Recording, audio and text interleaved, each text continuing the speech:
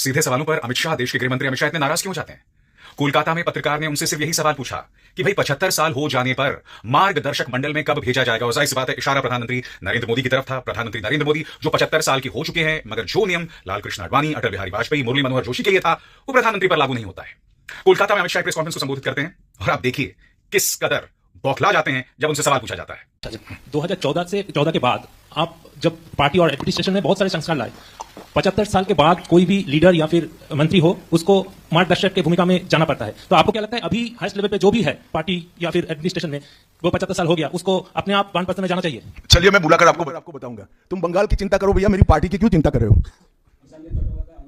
जाहिर सी बात है दोस्तों, आम इंसान और प्रधानमंत्री नरेंद्र मोदी के बीच का फर्क तो हमेशा से ही रहा है। भारतीय जनता पार्टी के आम कार्यकर्ता और प्रधानमंत्री नरेंद्र मोदी के बीच में भी जमीन आसमान का फर्क है। कहने को भारतीय जनता पार्टी की जो स्थापना है वो लोकतांत्रिक मूल्यों पर हुई थी, मगर अमित शाह के तेवर से स्पष्ट हो जाता है कि जब प्रधानमंत्री नरेंद्र मोदी की बात आती है तो नियम कानून उन पर कतई लागू नहीं होते। और ये अपने आप में बीजेपी की बड़ी हार है, बुरी तरह से एक्सपोज है। मैं फिर आपसे सवाल पूछना चाहता हूं, कांग्रेस की आंतरिक राजनीति के बारे में भारतीय जनता पार्टी बहुत टिप्पणी करती है, गोदी मीडिया बहुत टिप्पणी करती है। हाल ही में भारतीय जनता पार्टी के कार्यकारी अध्यक्ष बनाया गया था नितिन नवीन को। क्या हुआ था उस मामले में? क्या किसी ने कोई सवाल पूछा कि भाई किस आधार पर उन्हें चुना गया? ये तमाम मुद्दे हैं ना। क्या कोई चुनाव हुआ था? मगर कांग्रेस से लगातार सवाल किया जाएगा, भाजपा से कोई सवाल नहीं हो सकता। आप मुझे बताइए, वर्तमान के पत्रकार ने जो सवाल पूछा था वो वाजिब था या नहीं? तो ऐसे में अमित शाह के बौखलाने की क्या वजह थी कि आप बंगाल पर फोकस कीजिए? अरे पत्रकार पत्रकारिता पर फोकस करेगा, आपको उसमें इतनी तकलीफ क्यों है अमित जी? सीधा सा सवाल था, आप जवाब देते। आप कह देते कि प्रधानमंत्री नरेंद्र मोदी जो है नॉन बायोलॉजिकल हैं, वो सीधा ईश्वर से अवतरित हुए हैं, वो विष्णु के अवतार हैं। क्योंकि यही बातें तो आपके पार्टी के नेता, चाटुकार, आपके चाटुकार लेखक, फिल्मकार यही तो बताते रहते हैं ना कि प्रधानमंत्री विष्णु के अवतार हैं। कंगना रनावत अपने चुनावी भाषण में यही बात कहा करती थी और फिर जनता ने उन्हें इनामित भी किया। तो आप क्यों घबरा रहे हैं? सीधा सा सवाल है, क्या वजह है? और इसी प्रेस कॉन्फ्रेंस में उन्होंने जाने अनजाने में कांग्रेस की तारीफ कर दी। सुनिए कैसे। बंगाल का इतना आर्थिक पतन कभी नहीं हुआ। कम्युनिस्टों के शासन के पहले, तृणमूल के शासन के पहले प्रति व्यक्ति बंगाल की आय राष्ट्रीय औसत से 127% ज्यादा थी। 127%। देश में नागरिक 100 रुपया कमाता था तो बंगाल में 127 रुपया कमाता था। आज देश का नागरिक 100 रुपया कमाता है तो बंगाल का नागरिक 73 रुपया कमाता है।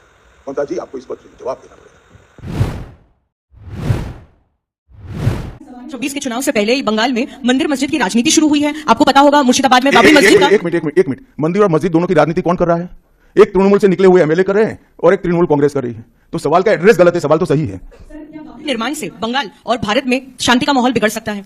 देखिए, चुनाव के वक्त ये सब करने की परंपरा कितनी उचित है वो बंगाल की जनता को तय करना पड़ेगा। मगर मुद्दा यहां तक सीमित नहीं हुआ है। युवाओं की रोजगारी का है, महिलाओं की सुरक्षा का है, घुसपैठ का मुद्दा है, भ्रष्टाचार का मुद्दा है, इंडस्ट्रीज के पलायन का मुद्दा है, गिरते जा रहे इंफ्रास्ट्रक्चर के स्तर का मुद्दा है। ढेर सारे मुद्दे हुए, कहीं से बच नहीं सकते।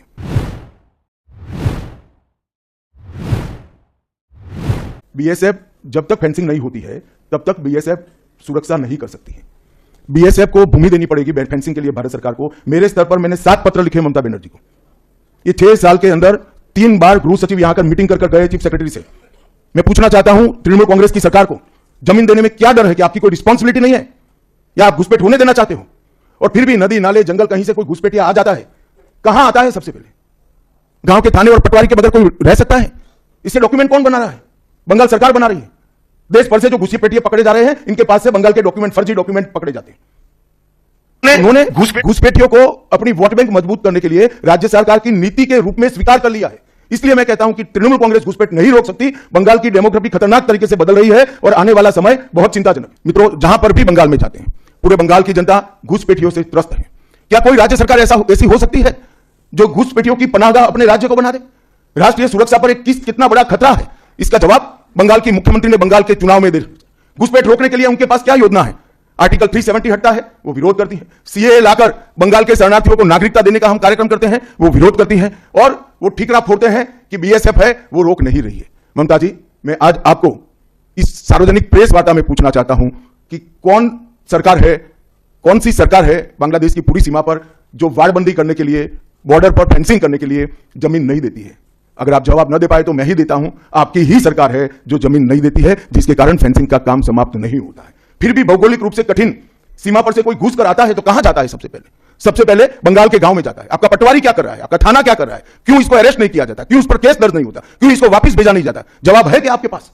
क्या बंगाल की मुख्यमंत्री जवाब दे सकती है कि असम में घुसपैठ क्यों बंद हो गई? त्रिपुरा में घुसपैठ क्यों बंद हो गई? गुजरात और राजस्थान की बॉर्डर पर घुसपैठ क्यों नहीं होती है? पंजाब की बॉर्डर पर घुसपैठ क्यों नहीं होती है? कश्मीर की बॉर्डर पर घुसपैठ क्यों नहीं होती है? सिर्फ बंगाल में क्यों होती है? क्योंकि आपकी निगहबानी में घुसपैठ कराई जाती है और बंगाल को धीरे धीरे डेमोग्राफी चेंज कर आप आपकी वोट बैंक को पुख्ता करनी चाहती है। मगर ये लंबा नहीं चलेगा। बंगाल की जनता अब जान गई है और इसके खिलाफ लामबंद भी हो रही है। और मुझे मालूम है अगला चुनाव घुसपैठियों को निकालने के मुद्दे पर और घुसपैठ रोकने के मुद्दे पर लड़े जाने वाला है, क्योंकि न केवल बंगाल का मामला रहा है।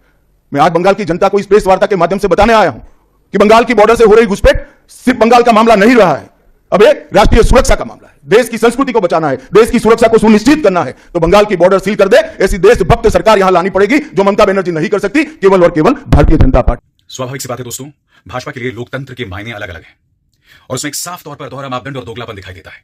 यानी कि जब भाजपा की बात आए तो कुछ और, जनता की बात आए तो कुछ और, प्रधानमंत्री नरेंद्र मोदी की बात आए तो कुछ और भारतीय जनता पार्टी के एक सामान्य नेता की बात आए तो कुछ और। मगर बात यहां तक सीमित नहीं है। मुझे लगता है कि एक गुजरात लॉबी है और एक भारतीय जनता पार्टी है। इन दोनों में विरोधाभास हम कई बार देख चुके हैं, इन दोनों में द्वंद और टकराव भी हम देख चुके हैं। हम देख चुके हैं कि यूपी लॉबी और गुजरात लॉबी में किस तरह से टकराव होता है। अभी तो ऑल इज वेल, मगर एक दौर आएगा जब बीजेपी बिखरेगी, जैसा कि हर पार्टी के साथ होता है। तब ये जो विरोधाभास हैं ये और भी ज्यादा गहरे हो जाएंगे। मेरे इन शब्दों को याद कीजिएगा। अब विशाल शर्मा को दीजिए इजाजत। नमस्कार।